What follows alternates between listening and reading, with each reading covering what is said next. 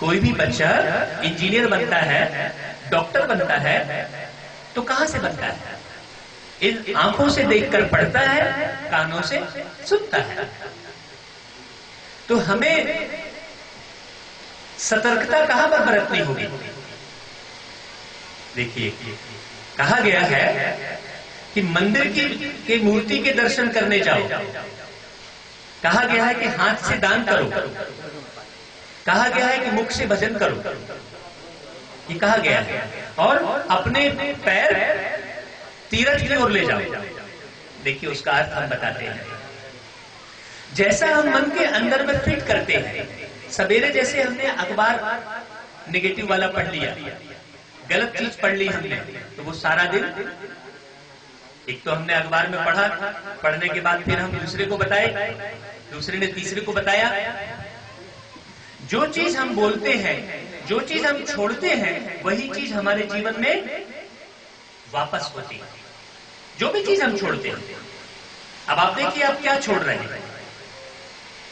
आप अगर गाली छोड़ेंगे तो वापस गाली मिलेगी। इसका एक सीधा सा उदाहरण है। किसान यदि खेत में 1 बोरा धान बोएगा तो कितने बोरा पाएगा? 1 ही बोरा पाएगा क्या वापस? किसान यदि 1 बोरा धान बोएगा तो कई हजार बोरा। अच्छा, धान बोया तो क्या बादाम पाएगा? क्या नहीं पाएगा। 2 बातें समझने की है, एक है जीवन का रहस्य और दूसरा है कर्मों की गुही गति। सिर्फ 2 बातें आप समझ लेंगे तो आपके जीवन में संजीवनी बूटी आपको मिल जाएगी। और वो संजीवनी बूटी आपके मन को कभी मूर्छित नहीं करेगी। लक्ष्य मन का मतलब होता है लक्ष्य धारण करने वाला मन।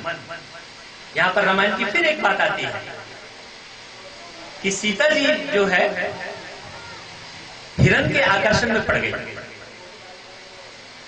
और हिरण कौन था? स्वर्ण जैसा हिरण दिख रहा था, लेकिन बाद में क्या मालूम पड़ा हिरण कौन था? वो राक्षस था।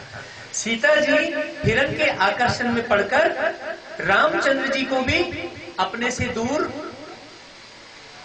कर दी। कहा नहीं, मेरे को तो वो हिरण ही चाहिए। अब जब रामचंद्र जी भी उनकी बात को मान लिए, ये बात बहुत गौर से सुनिएगा, रामचंद्र जी ने भी उनकी बात को मानकर हिरण के पीछे भागे। अब वो हिरण, जब रामचंद्र जी ने उस हिरण को मारा तो वो कौन सी बात बोला? कौन सी बात बोला? हे लक्ष्मण मुझे बचा लो। उसने राम की आवाज में ऐसा चिल्लाया। तो सीता जी वहां बोली कि अरे देखो राम को कुछ हो गया, लक्ष्मण तुम भी जाओ। हम बहुत सारी गलती अपने जीवन में इसी प्रकार की करते हैं। किसी भी आकर्षण में पड़कर हम अपने घर परिवार को बर्बाद करते हैं। हर एक के जीवन में यही है। हम दूसरे के आकर्षण में पड़कर अपने घर की परिस्थिति को, अपने घर के प्रेम को, अपने घर की शांति को, अपने घर के आनंद को नष्ट करते हैं। आज चाहे वस्तु का आकर्षण हो, चाहे व्यक्ति का आकर्षण हो, और अपने घर के मुखिया को हम उस आकर्षण में पड़कर परेशान करते रहते हैं और अपने मुखिया को बाहर भेजते रहते हैं। और इधर हम और दूसरी गलती क्या करते हैं? मुखिया को बाहर अपने आकर्षण में डालकर और बाहर भेजते रहते हैं, फंसाते रहते हैं दुनिया के जंजाल में। और यहाँ पर अपने लक्ष्य से हटकर जो लक्ष्मण रेखा खींची है, माने मन को जो लक्ष्य दिया गया था, जो मर्यादा की जो रेखा थी, उसको हम पार कर लेते हैं।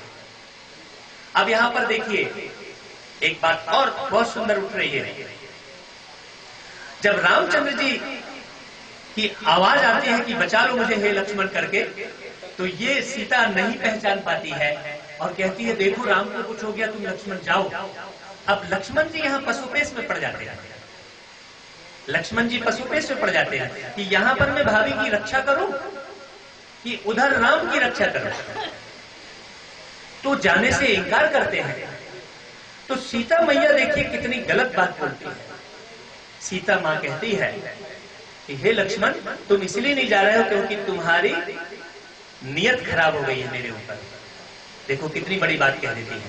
जिस लक्ष्मण ने भाभी के चरण के सिवाय कुछ नहीं देखा, उसको भाभी क्या आरोप लगा रही है? देखिए यहां पर बहुत अच्छी शिक्षा है।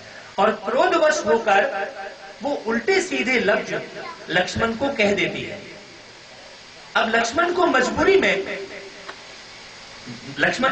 में जाना पड़ता है। फिर भी लक्ष्मण क्या करते हैं कि ऐसी एक शक्तिशाली रेखा खींच कर जाते हैं। हमारे जीवन में भी लक्ष्मण को बहुत दुख होता है। देखिए यहां पर लक्ष्मण को बहुत दुख होता है कि जिस भाभी को मैंने मां स्वरूप माना, जिसके चरण के सिवाय मैंने कोई दूसरे दर्शन नहीं किए, उसने मुझे ऐसा आरोप लगाया।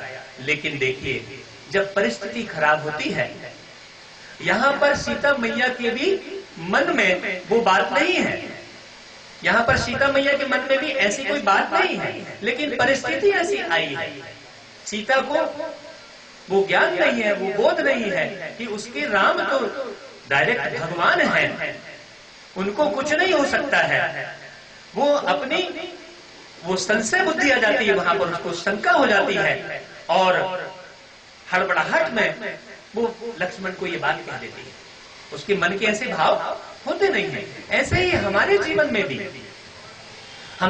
में भी कई बार हमारे नाते रिश्तेदारों में, चाहे वो पति हो, चाहे वो चाचा हो, कोई भी रिश्तेदार हो, क्रोधवश आकर उल्टा सीधा कुछ भी कह देता है तो हम उसका बुरा मान लेते हैं। हम उस परिस्थिति को गौर नहीं करते हैं कि किस परिस्थिति में, किस मानसिक अवस्था में किसने कौन सी बात कही है।